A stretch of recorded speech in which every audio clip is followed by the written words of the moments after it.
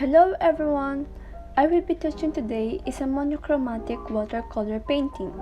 The materials that we will need are paintbrush, especially the round and liner brush, a watercolor, any watercolor will do fine. We also need a pencil, an eraser, and a washi tape. Washi tapes are optional, but I always use one to prevent spoiling the watercolor, and it's also good use for doing the borderline. And lastly, a watercolor paper. If you don't have this kind of paper, a sketchbook paper will be fine as long as the paper is thick enough to absorb the water pigment that we're going to make. So first step is to choose a picture you want to paint. After choosing the picture, you need to sketch it on your paper. If you're having a hard time to sketch a normal picture, you can edit the picture into posterized image, which you can do in apps so that it will be easy for you to look at the shades and colors that you will be needing to do. As you can see in the right side, this is an example of a posterized image.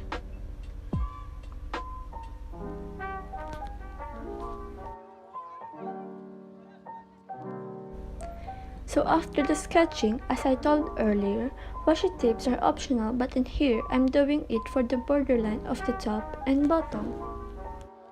So before starting in the aqua paper, you need an extra paper wherein you can try the colors that will suit your picture. So here I'm doing the light yellow color. So in doing the base color, you must start with the lightest pigment. You can see in the right side an example of the yellow palette that can guide you in choosing the right pigment.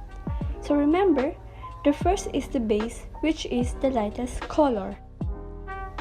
In making the base, you must take a look at the dark shades in your posterized image, since the shades are the one you need to paint.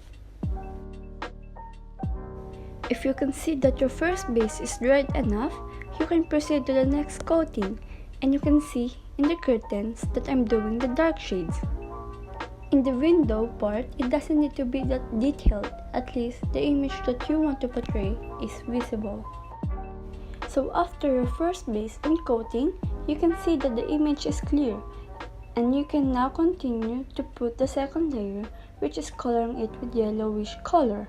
If you're not sure if the pigment is right, you can always check your color palette.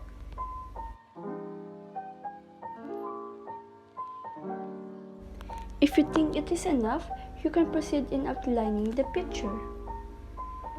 If you're wondering why I didn't do the face part yet, it is because I prefer making it in the last, since it is the hardest part. So what I'm doing right now is just coating it until I am satisfied. It also depends how visible you want to paint the portrait.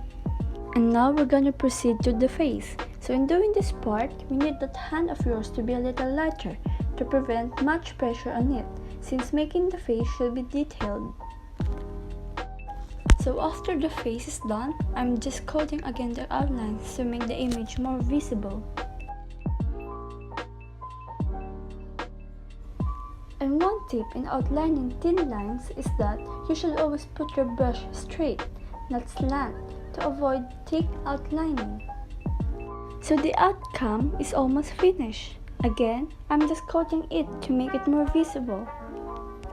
And don't forget to remove the washi tape if you put one. Thank you for watching this short tutorial. I hope you learned something. Don't forget to subscribe and like. For more information, check the description below.